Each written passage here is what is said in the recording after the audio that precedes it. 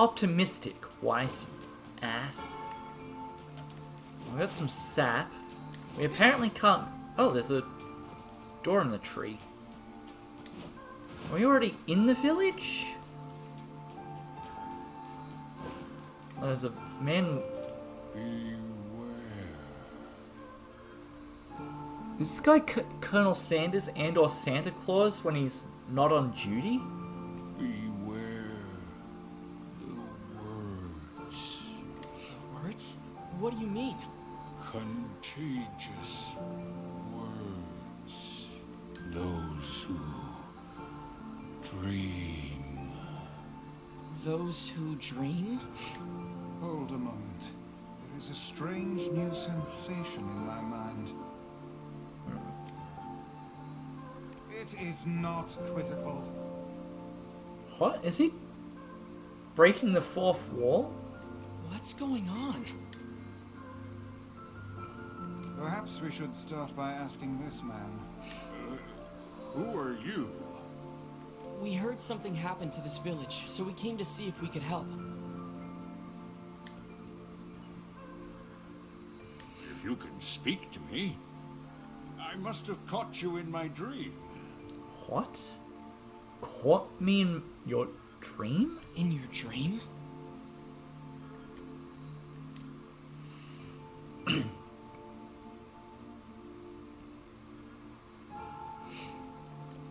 Huh.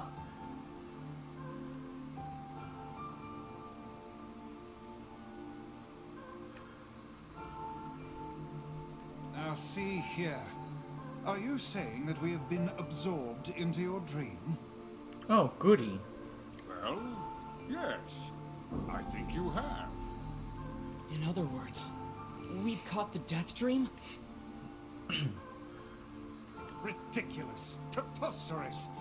Completely unfathomable on every conceivable level. I don't even recall falling asleep. Can you even fall asleep, Weiss? You're a book. That's just how the death dream works. My remarks are not to be brushed aside, fool.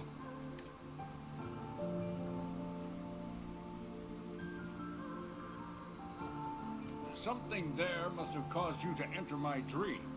A certain conversation, a We didn't specific word.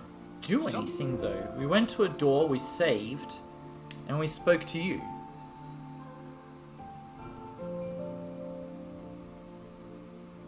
Grimoire Weiss does not engage in meaningless conversations. It does not seem to sting my pride, you bloated gasbag of a narrator. Yep, he's definitely breaking the fourth He just wall. demolished it utterly. I was doing no such thing. Just leave me alone already.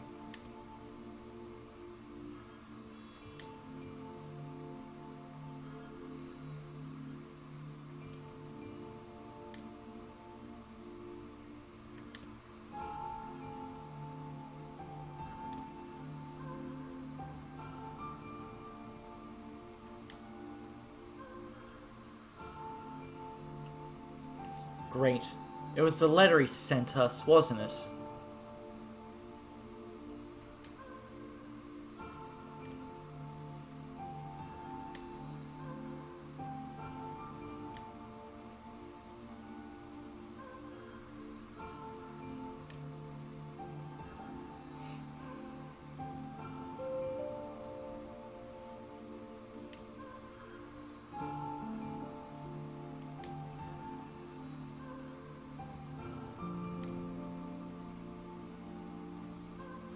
I think that's a sheriff's stream rather than mayor. But sure.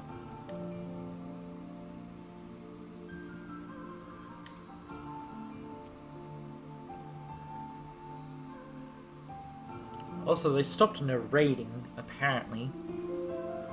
Because of will it takes to research disease in your dreams, he said, but perhaps we should bend your efforts to escaping this place instead of trying to understand it. And tighten around this pencil, snapping off the tip. I've tried to escape. From the first moment I realized I was locked inside my own dream. I've been looking for a way out, but I don't think it exists. I mean, this is my dream, right? If there was an exit, I'd know about it. He paused for a moment, his unfocused eyes staring at nothing. My village was beautiful, he said, to no one in particular, and it was filled with the most wonderful people you could ever hope to meet. Once this disease took hold, things changed. It's like someone took a sponge and soaked all the color out of our lives.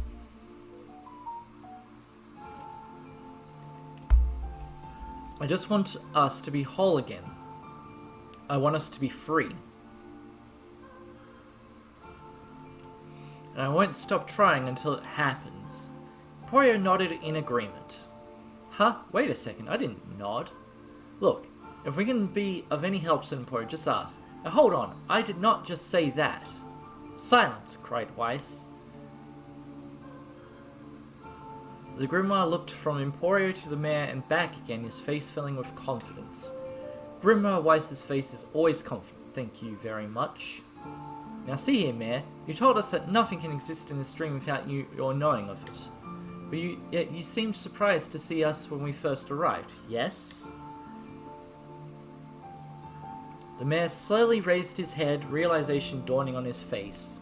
Oh my god, he said. You're right. I had no idea you were coming. The human imagination is a limitless engine, said Weiss, and dreams are the fuel. If you can imagine an exit, then it must be so. If your mission, we shall search it out. Thank you, said the mayor. I don't know how I can repay you. Payment is not required. We are as eager as you to be done with this place. The mayor suddenly felt as if he could breathe again. He'd almost forgotten what it was like. Good luck, you two, he called at the departing forms of Emporio and Weiss. We're all counting on you. As Emporio slowly faded into the misty forest, the mayor was struck by a sense of deja vu. I saw this man once before, he thought. But where? KFC? Emporio's mood darkened as he trudged through the forest. Are we just going to narrate this entire bit? Hours earlier, when the beauty of the place was still a new thing, he'd been confident they could get it in, find the exit, and be home in time for dinner. The deeper they went, the more of the forest closed in around him. This made it difficult to see more than a foot in any direction, and moss-covered rocks seemed determined to twist his ankle. More than once he'd been forced to steady himself on the rough bark of a tree. His hands now left small trails of blood on everything he touched. Why are we still narrating? Can't we actually play this part of the game? Additionally, Weiss was proving to be a spectacularly poor travelling companion. By either terrain or physical effort, he spent most of his time urging Emporio to pick up the pace and grumbling about their slow progress. Finally, after Weiss muttered something about legless turtles being more adept at navigating the environment, Emporio snapped. Okay, Weiss, cram for a second, would you? You don't have to walk. He answered the tree and tried to stretch the knots from his face. Why is stupid forest be so big? He muttered to himself. The moment the words tumbled from his mouth, a cacophony of insects sprang to life. Every imaginable form of buzz, click, and hiss roared out at a volume that rattled his teeth. Over his ears and screamed to be heard. Weiss, what's going on? Emporio could see Weiss's mouth moving, but he might as well have been shouting in a tornado. The insects screamed, the forest howled, and then just as Emporio seemed ready to tear from his head and go running for cover, the sound diminished. Hesitantly, he removed a hand from his left ear and listened to the creatures of the woods. Zree, zree, zree, zree. Shaka, shuck, shuck. Shaka Khan, Shaka Khan. Shk, shk, she, shk, shk, she, shk, shk, she. I thought that said woman for a sec. Woo, woo, woman! Woo, woo, woman! Shk, shk, seek! Shk, shk, shk, shk, seek! As the insect symphony dimmed another decibel, Emporio began to detect patterns in the sound. This isn't random, he thought. It's not just white noise, it's something else. The insects weren't just calling out, they were asking a question. Probably, what the fuck you doing here, idiot? One with it is it is lacking. 2, with it is ideal. 3, with it is dangerous. What is it?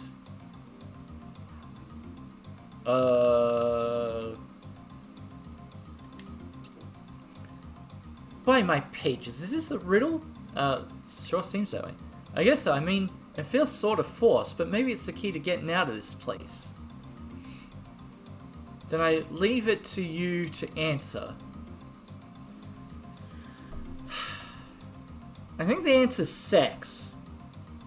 Because 1 is lacking, 2 is ideal, but 3 is dangerous because you could make one of the partners envious.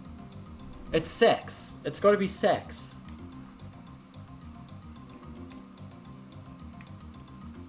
The answer is a secret? The answer is a seesaw? How should I know? I'm still certain the answer is actually sex, but I think it's a secret.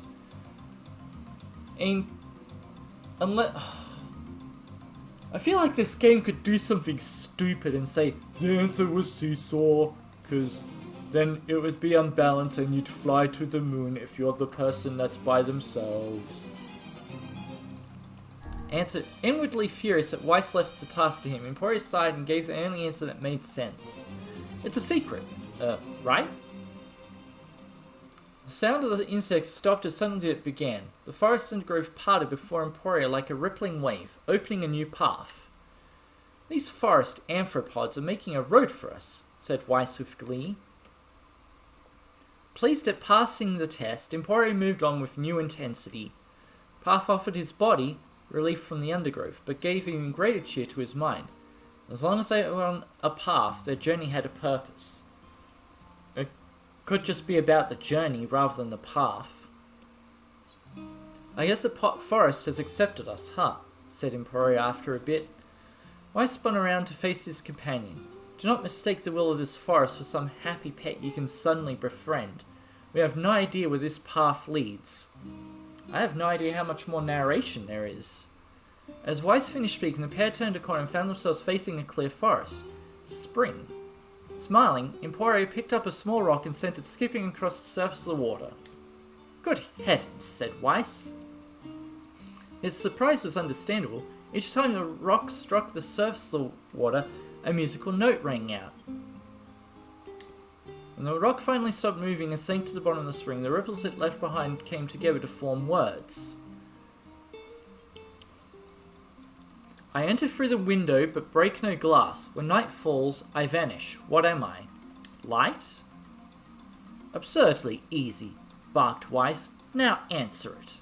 Emporio grit his teeth and tried not to reach out and strangle his companion, which would be impossible because it's a fucking book. He's right after all, this one is pretty easy. I enter through the window, but break no glass. When night falls, I vanish. What am I? Let's see, a bird, a letter, sunlight. Technically all correct. Depending on how you want to interpret things. Because if you leave a window open, then it's not breaking glass when it enters. But only sunlight would vanish at night. Sunlight! A plume of water suddenly burst from the spring. Sunlight filtering through the trees and reflected off the plume, creating a shimmering rainbow that spanned the entire horizon.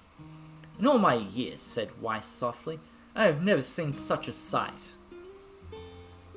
Perhaps I misunderstood the intentions of this place. Yeah, it's about the journey, not the destination. Hey, look up. Oh, sorry. Hey, look, cried Emporio, awaking Weiss from his daze. There's a house or something over there. Is it a haunted house? Glancing in the direction of Francis' extended hand, Weiss saw a small cottage nestled among the trees. Is it a house or a cottage? I mean, synonyms, but that's weird, isn't it, Weiss? I mean, who would build a house all the way out here? Well, no one, because we're in a dream. Emporio walked over and pounded on the door. After a minute of solid banging, the door cracked open and a small man peered out. His body was cloaked from neck to toe in a large black cape, while his face was obscured by mist. began Emporio, but before he could get any further, the cloaked man held a hand up and began speaking. I have 4 legs in the morning and 2 at noon, but end the night with 3. What am I? Emporio tried to ask the cloaked man who he was and what he was doing, but he simply repeated the question. If we wish to engage this man in conversation, said Weiss, it seems we must answer his riddle. Yeah, I suppose, said Emporio. Well, at least it's an easy one. I have 4 legs in the morning and 2 at noon, end the night with 3. What am I? It's let's see, an angel, a demon, a man. Well, the other 2 could shapeshift to have those, presumably. But I believe the answer is man, because he crawls, because it's life cycle, crawls and walks and has a cane. That's how that riddle is interpreted, usually. The mist dissolved from the cloaked figure as he spoke a single word. Correct. As that, the man flung his garment aside, revealing his true identity. You're the mayor, cried Emporio. The small man slowly shook his head. I am not the mayor, you know. Now listen to my words. Long ago I saw a version of you that was not yourself. From 2052, when this game started? Sorry, what's that mean? It'll make sense in time. At present, I simply congratulate you on cracking the seal of the Death Dream. Now you must go to the person at the forest entrance. With that, the man turned on his heel and slammed the door shut behind him. Emporio watched mist seep up from the ground and enveloped the cottage, erasing it from existence. Well, as I said, it was a mist cottage. It never existed. When Emporio and Weiss returned to the forest entrance, they found the mayor leaning against a tree. As soon as he caught sight of the duo, he sprang to his feet and scrambled over to them. Good gravy, he cried. You made it. You actually made it back. His left hand grasped Emporio's and pumped it so fiercely it threatened to dislodge from the socket, while his right hand seized Weiss by the cover and swung him through the air. God, by heavens, stop shaking me, fool! We have not even told you if we were successful or not. Well, truth be told, we don't know if we're successful or not. The mayor smiled broadly and shook his head. I'm just happy you're alive. I didn't think I'd ever see you again. Emporio withdrew himself from the mayor's eager handshake with a slight smile. We broke the Death Dream seal, he said. At least, I think we did. The mayor's face beamed as Emporio filled him in on the details. The tale was done, the 3 of them laid down on the forest ground and fell asleep. Emporio cocked his head. Okay, hang on a second, this is crazy. Why would we just lay down and go to sleep? Cease your endless prattle and go to sleep, fool. Fighting against the rules of this place is futility itself. Emporio the mayor immediately reclined atop the grassy earth.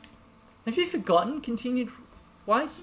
It is words that control the Death Dream, words that allow us to move from place to place. How natural they seem, the words are absolute. Therefore, if the words tell us to sleep, then sleep we shall. Once we do, the story will continue. With that, the trio found their eyes growing heavy, their breath slowing.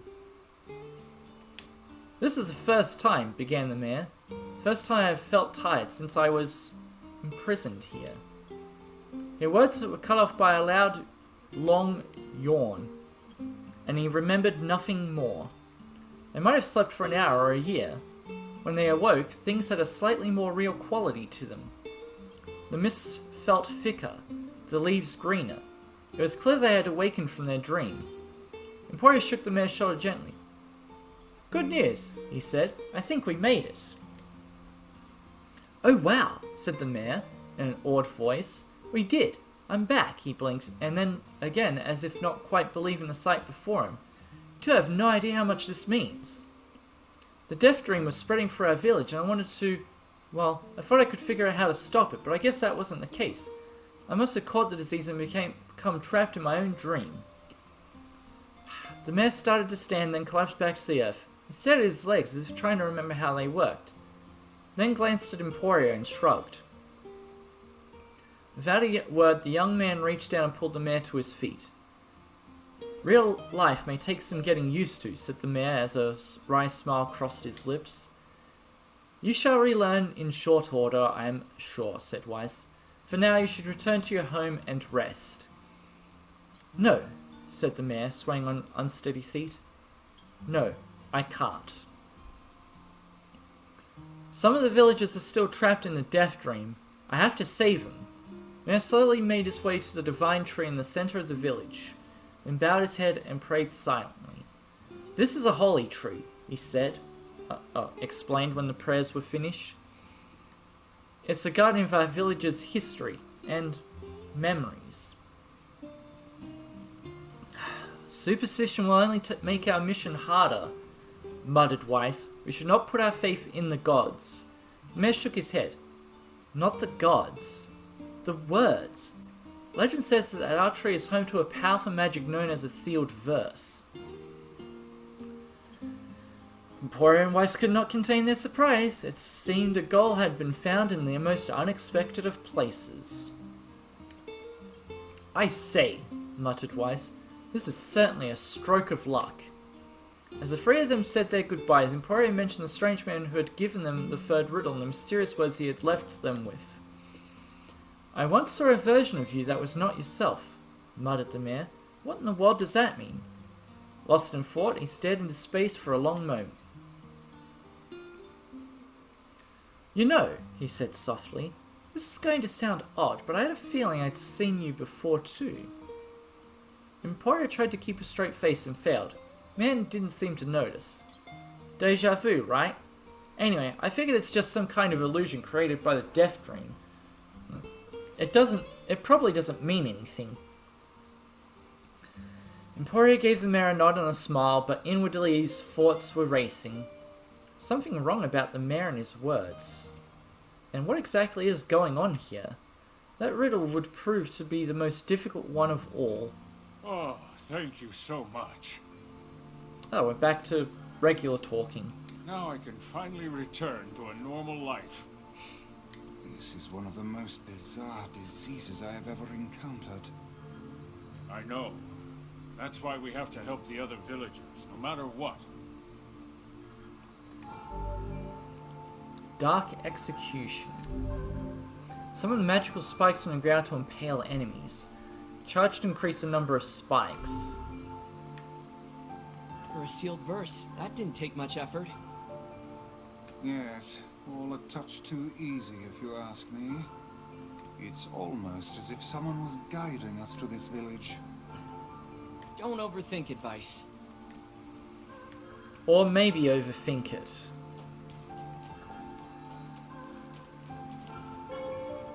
Berries. Oh, that's a post box again. That's a mare. Oh, there's another quest over there, so I guess I'll go to that in a sec. This person must be dreaming too. It would appear that way, yes.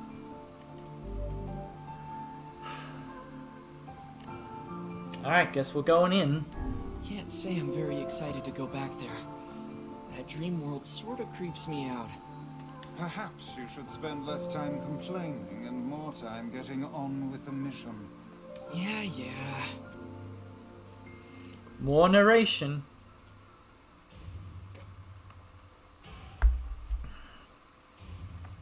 I breathe air scented with death, and resist the urge to laugh, for I know it will sound like the words of a madman. How long have I been in this fresh hell? My box, my prison, is tucked beneath a stairway in the long unused catacombs of some infinite castle.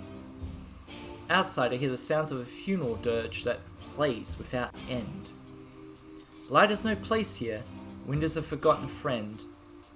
I pray for death to come, but he forsakes me. Time passes, and eternity slips by in a single tick of the clock. Someone knocks on my prison. Anyone there? I hear an unfamiliar voice say. My savior. I claw at the door of my jail, embedding thick splinters under my ragged nails. I scream for help. I laugh. I sob. Surely this is a product of my addled mind. Surely it cannot be true. Help me! I cry, For the love of all the gods, help me!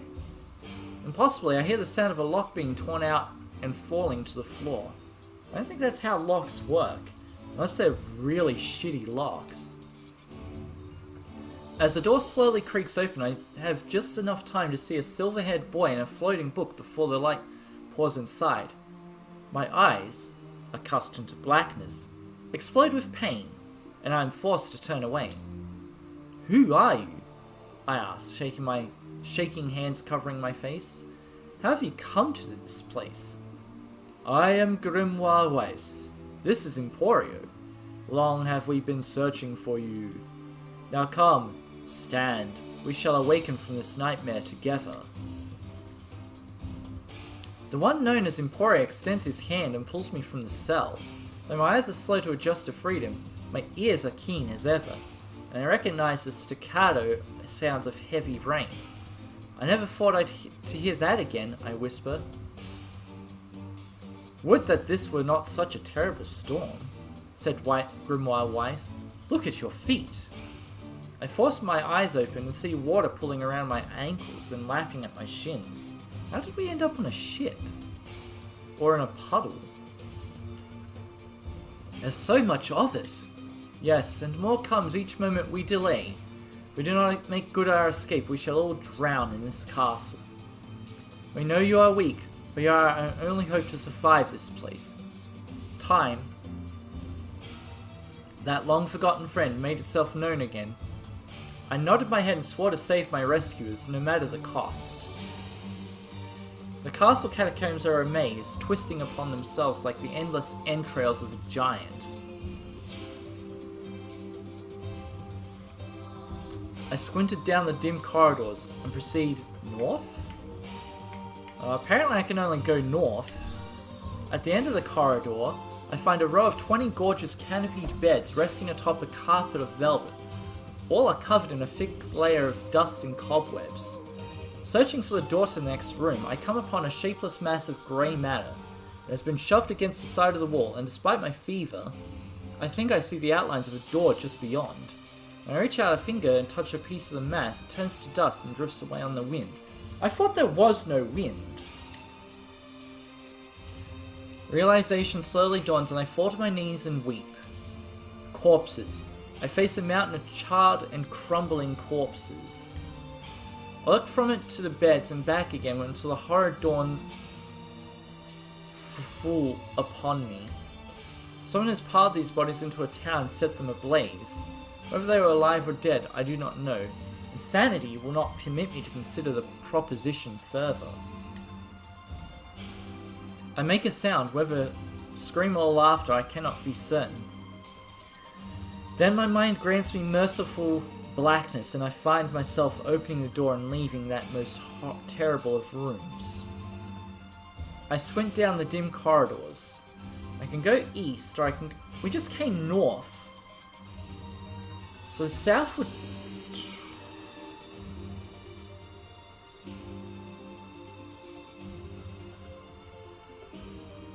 Let's go east.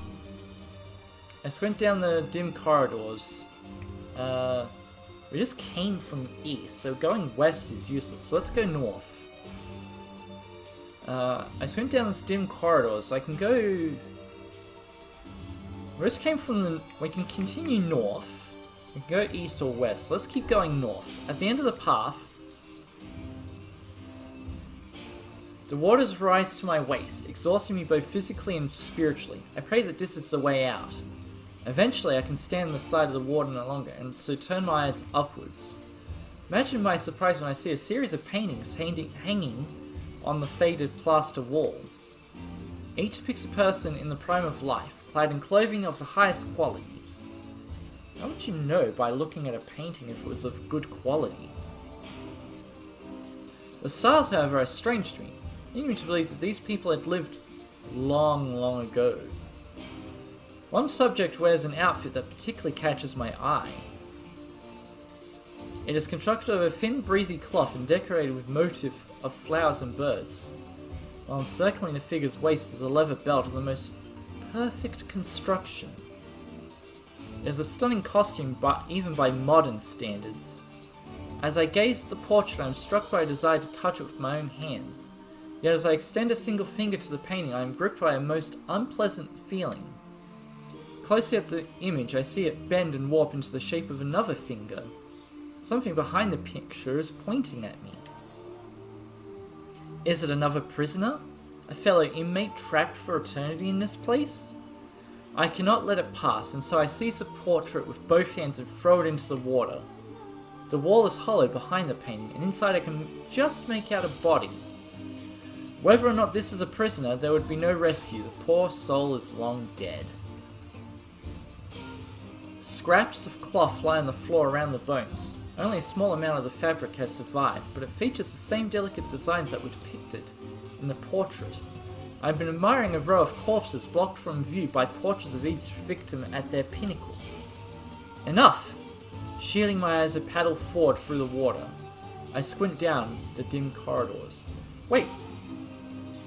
Well, I guess we're going south.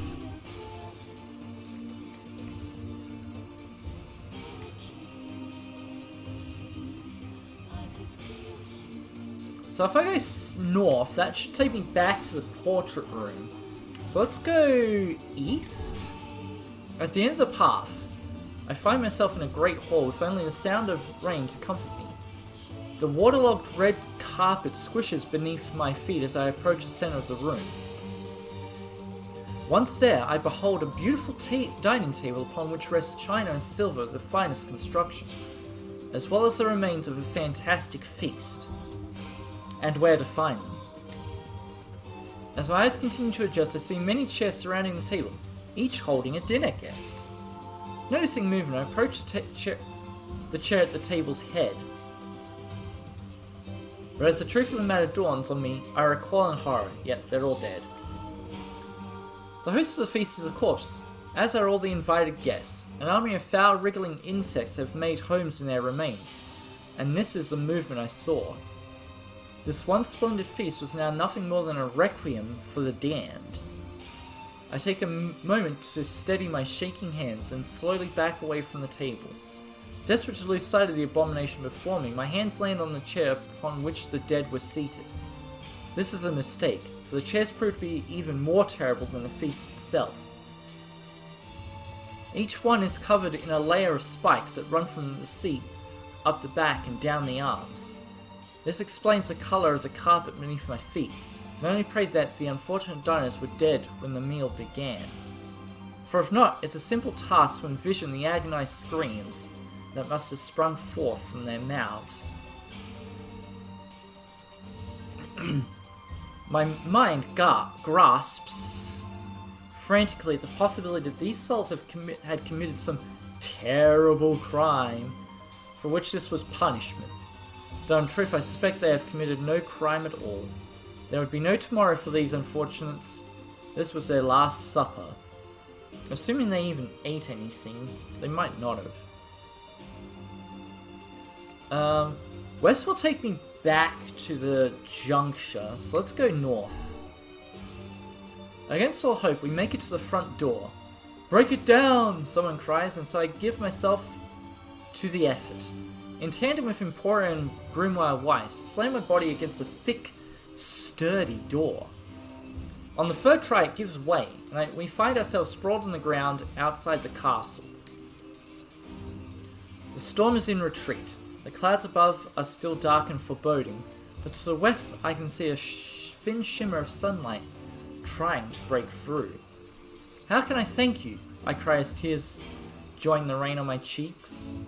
I would surely have died in there. Looking down, I suddenly notice that my dress is in tatters, and sheepishly try to cover my exposed skin.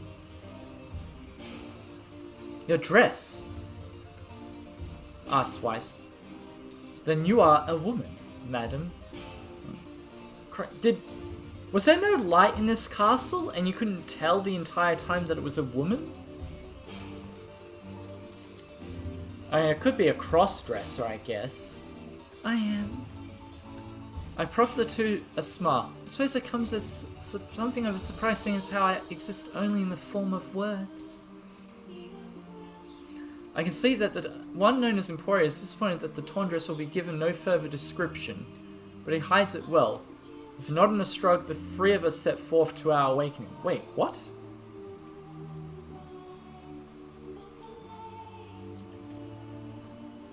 Is that implying that I personally wanted to know what this dress looked like? Huh. But behind us, an awakening of another kind is taking place. Black smoke fills the abandoned castle, providing the countless damned souls inside with their final shroud. After a moment, the castle's windows shatter with a mighty roar. A fresh breeze blows through the hallways and corridors, clearing the smoke away for good. As we watch in awe, uncountable black shadows slowly flicker to life, crossing to and fro in front of the broken windows. The castle's dead have awakened to their new life as shades.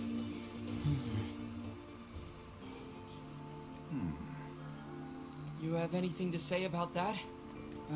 Hopefully there will be no labyrinth next time. It wasn't really a labyrinth. I hear that.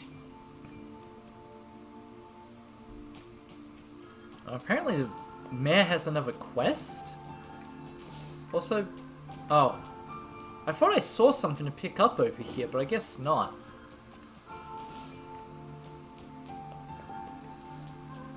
Oh, there's another person asleep over here. And another victim. This work certainly is trying.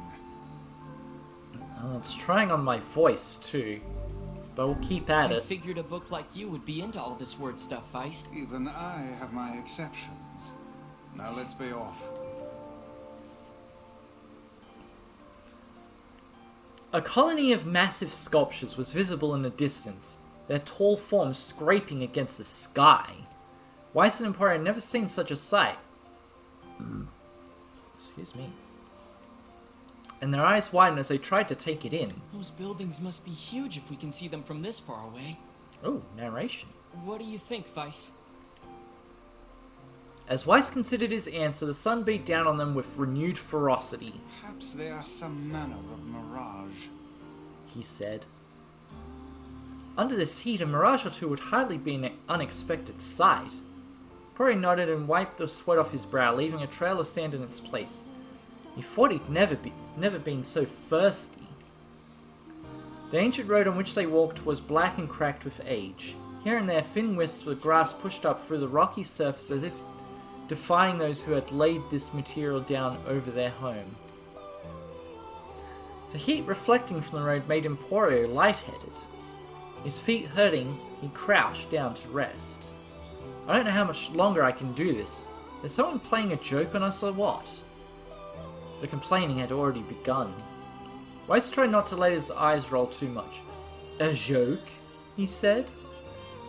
No joke. This road leads to the city of art. Perhaps the path itself is simply some manner of grand artistic work. You don't sound very sure of yourself there. Perhaps not, but thinking of it in this way might make it easier for you to bear. Emporio glanced at Weiss's grinning face, shook his head, and resumed walking. As time passed, Emporio's feet grew more painful and his throat drier than he thought possible. He tried not to look further than the next step ahead because the bright sunlight made him hesitant to trust his own senses.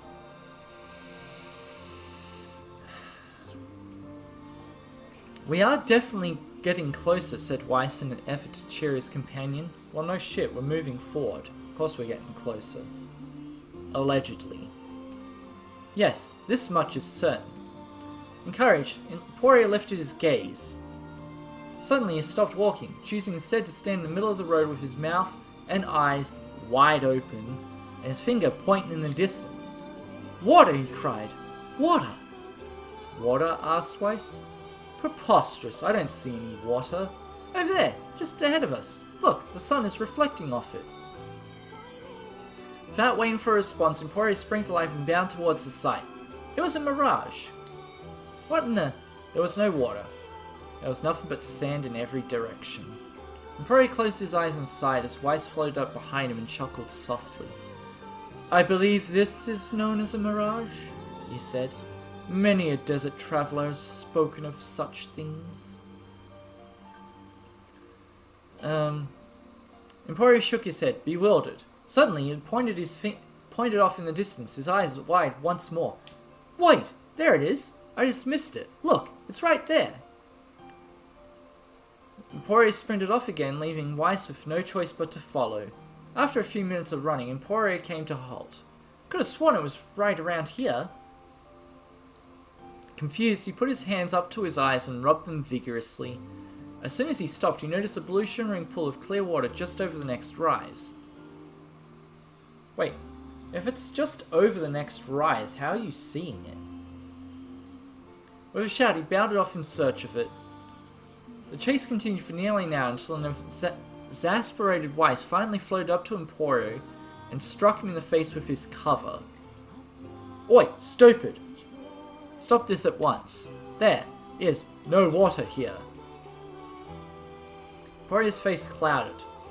There isn't? There is not. Perhaps next time you will listen to me when I tell you as much.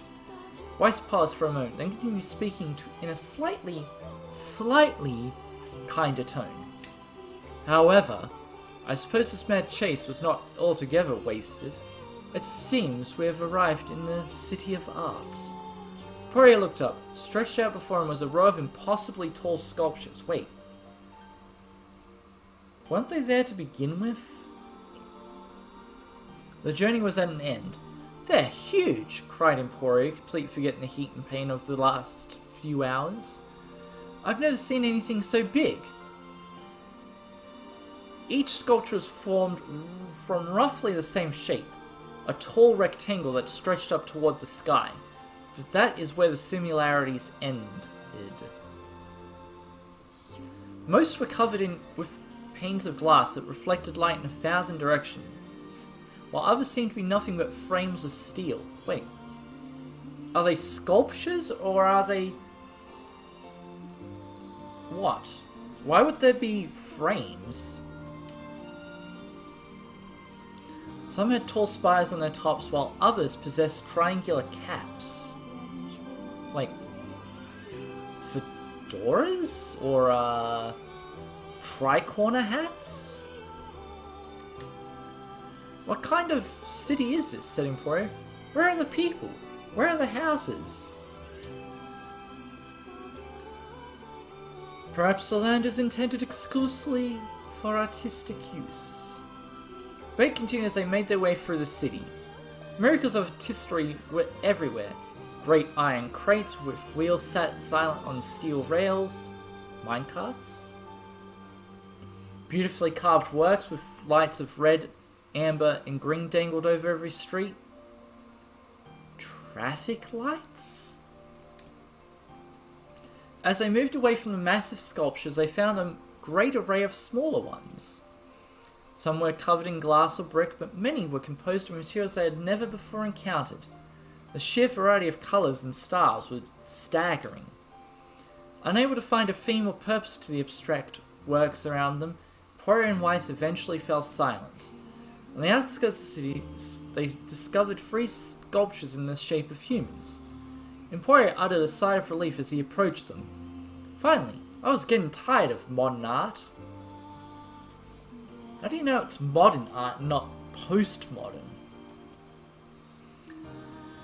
The 3 statues were indistinguishable except for a single word chiseled into their right arms. One read Alpha, one read Beta, and one read Gamma. As Emporio moved to touch the nearest statue, a bird flew from the top of one of the sculptures. Alighting on the statue side, it made a brief, beautiful song that took the form of words. Only one form is real, the others are false. The real form will always speak the truth. The false one will only speak lies. With that, the bird departed. As if on cue, the 3 statues shuddered to life, acquiring colour and form as they began to breathe. Hey, look at that, said Emporio. They're alive. The triplets bowed low before Emporio. Please, said Alpha, you have to get me out of this nightmare. I am real. Stop lying, said Beta, turned to Emporio and threw his hands in the air. Alpha's a fake, you know. I'm the real one. What a load of crap, said Gamma. Beta is a fake. Everyone knows that I'm the only real one around here. Their respective pleas given, the three statues turned to their frozen state as silence once again enveloped the city.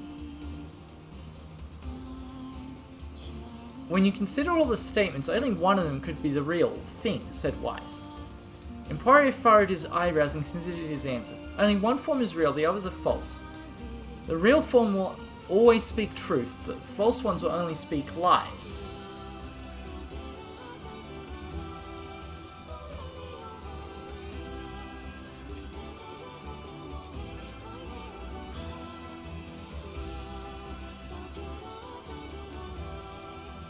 This doesn't make sense.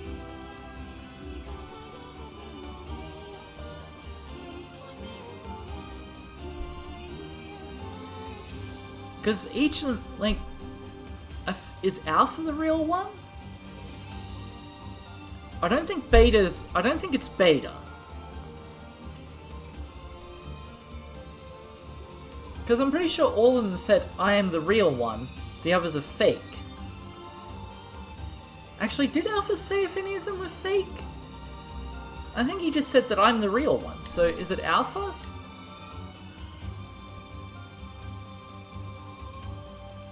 The real one is Alpha. The eyes of the statues shone with an eerie light. The light grew stronger and stronger until Emporio and Weiss were forced to turn away. Uh-oh. It would seem we failed. Yeah. Oh. We'd best act more careful. This is the... Don't give me that. Alright, I figured about... great. So, we're gonna have to go through the entire story again.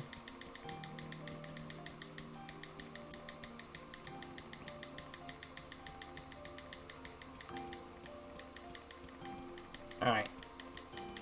Alright, so it's not Alpha.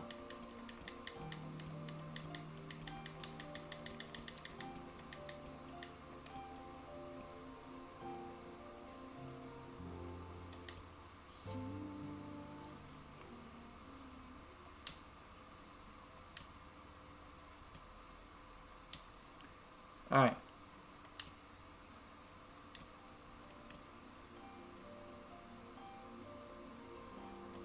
Yeah, Alpha just says that he's real. And to get him out of this nightmare.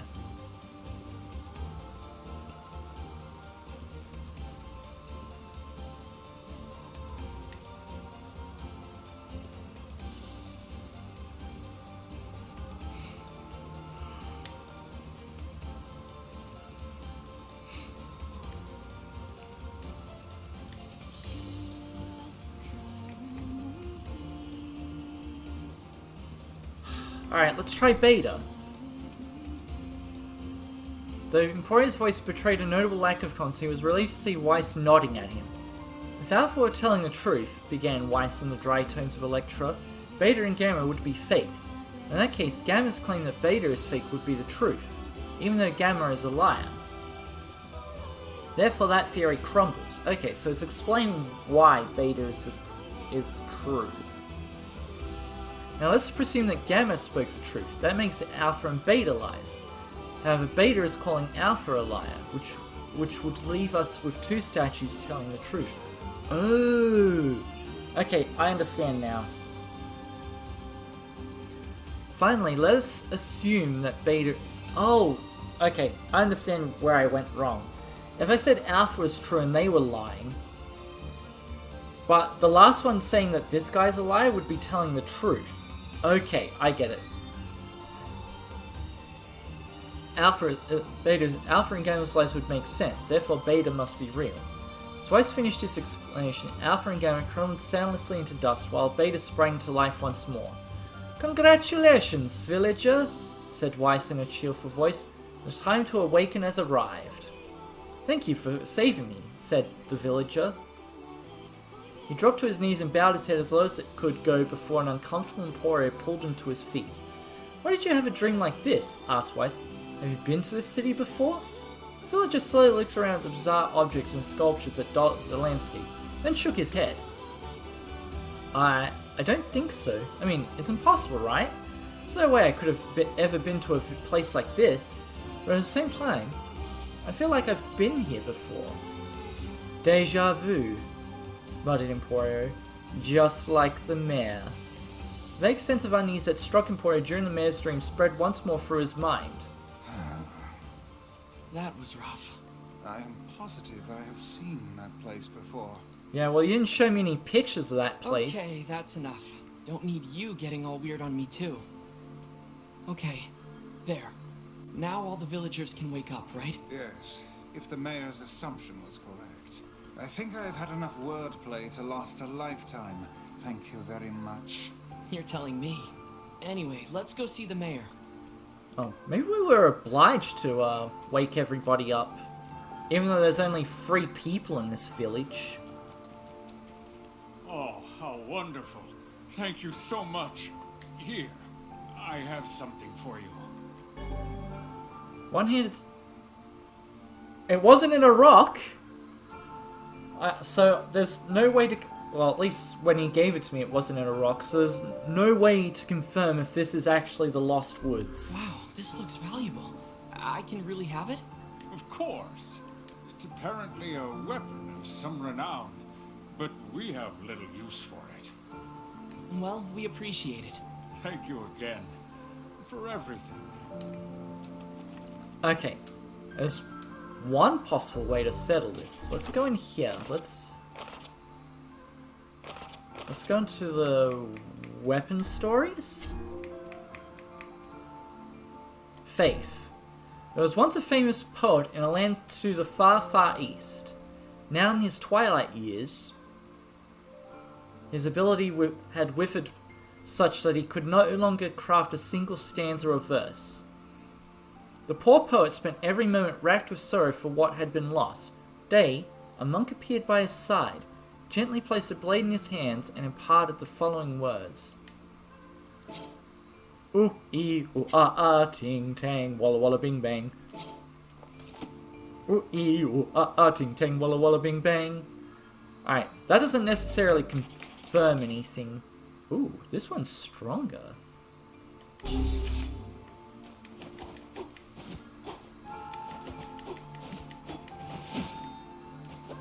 Alright, let's save. Oh, that was longer than I expected. But what's done is done.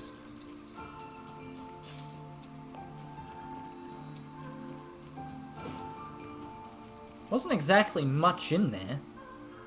And we got a sword, at least. No confirming what this sword is, though. So how was the village? You didn't even come in, even though it was 3 people who were asleep? Oh, I mean, it's truly magnificent. I know she wasn't with words. us. Really? Neat. Let's get back to Popola.